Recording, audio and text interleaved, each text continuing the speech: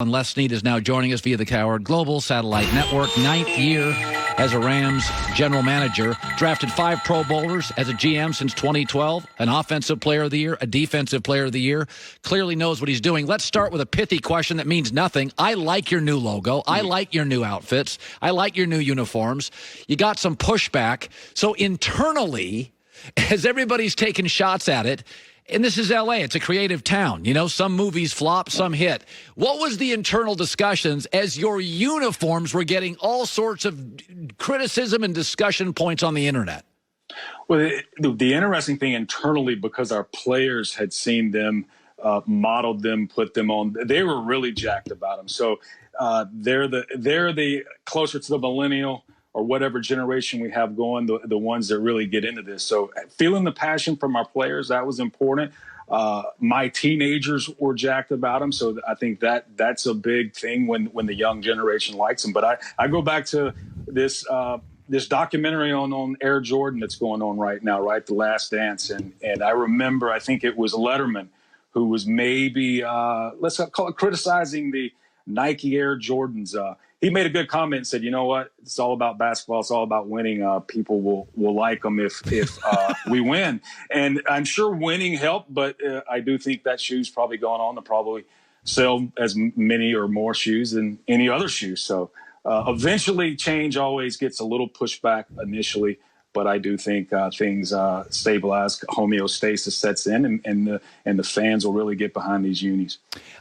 When you look, I love California. It's full of smart, independent thinkers. We've got more regulations here. Our taxes are a little higher here, but I think it's worth it, and I love living in Los Angeles. And it's always been a place that attracts high school football recruits, free agents, NBA stars. People like Los Angeles. Owners like it. GMs like it. It's a great place. It's endless dreams. But for the first time in my life, with this virus, they've been a little more restrictive. Are you concerned as a general manager that you may have to train out of state? You know, there's no concern there. I think like all of us, the data is going to lead us.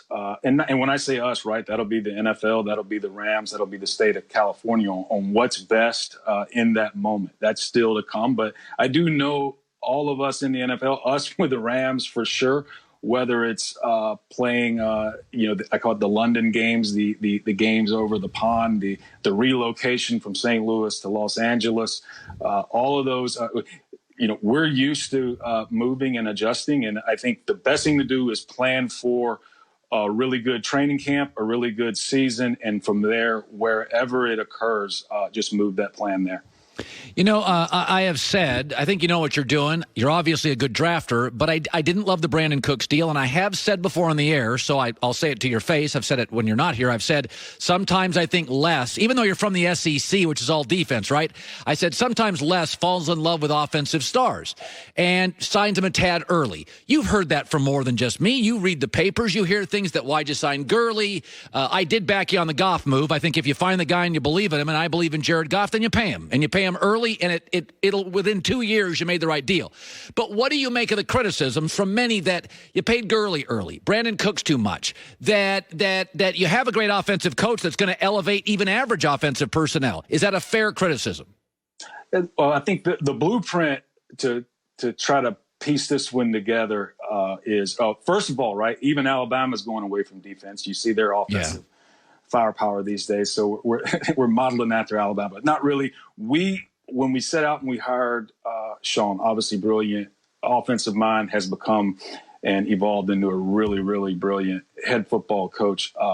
We have in the blueprint of a lot of successful teams. Some of those teams that when I was on waiting to get on the show, you were mentioning that has won consistently in this league. They started with a head coach who ended up having success with a rookie, a quarterback on his rookie contract. And a lot of those teams went to the Super Bowl with that head coach and that quarterback on his rookie contract. So we definitely want to keep feeding that offense. We've been successful the last 3 years, scoring a lot of points, being one of the top 1 to 2 to 3 to 4 to 5 teams in offense. So we want to keep feeding that beast. And and I get all of the other positions, but simply put, hiring people, acquiring players who can gain yards in explosive chunks and move the change and score touchdowns is not a bad thing. It is interesting. We said this a couple months ago. Joy and I talked about this, that if you look over the last 5 or 6 drafts, maybe even 4 or 5,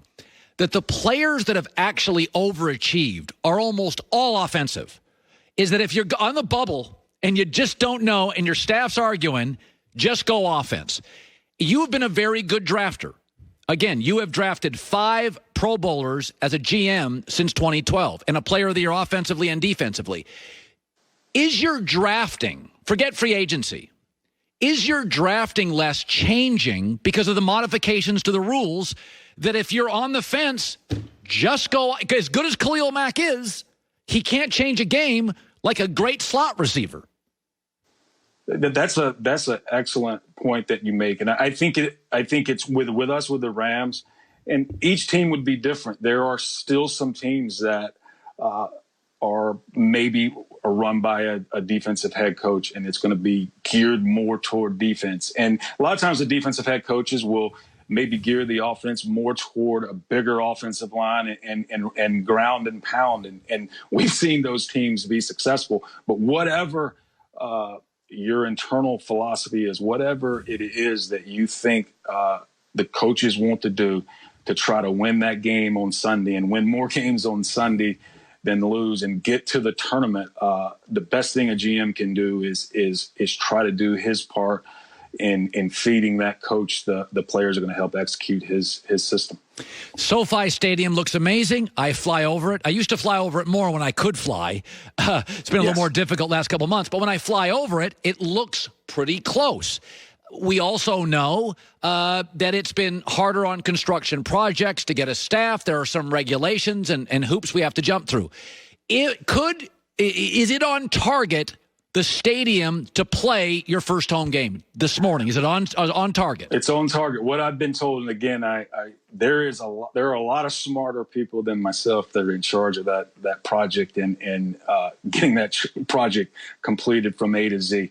But our president, Kevin Demoff, keeps us informed, and the goal is to open that stadium during the preseason and play our first game then. And really the target's that Sunday night football game, and have Al Michaels get to have a home game and stay right here in Los Angeles and open that stadium up on Sunday night. By the way, I've been spending most of my day defending Russell Wilson, who was like 33rd best player of the decade, and I think he's remarkable. You face him twice a year. Take me inside a little bit. When you have to face Russell Wilson twice a year, the challenges, Les, that you face as an organization, how do you see him as a rival to Russell Wilson? I was fortunate enough to sit here and listen to you as you were articulating your defense of Russell Wilson. And I thought you nailed it in many, many ways. Hey, he is a guy that I think he revolutionized the game and allowed some of these players that you mentioned that get tackled more than him, but do have a superpower of being able to elude defenders and turn this game into a unscheduled event, more playground football. And defensive coordinators cannot stand to face those players because when those coordinators spend a lot of hours through the week trying to game plan Russell Wilson, it's more in the scheduled, let's call it time frame of the play, the 1 to 2 to 3 to 4 seconds. But when Russell turns that thing into a backyard game, and you have to play him 2 times a year, I can promise you, I would have him ranked higher. I don't know what you're coming up. I respect PFF, but if it was me, someone who has to compete against this person twice a year, he's definitely higher on my list. Les Snead, Rams GM, entering his 9th season. Appreciate you stopping by our show today. Loved it. Thanks, Les. Hey, you're welcome. Hi, everybody. Thanks for watching. Subscribe here to get the latest from the show. Also, be sure to check out more of the best clips from The Herd or go watch a few segments from other shows on FS1.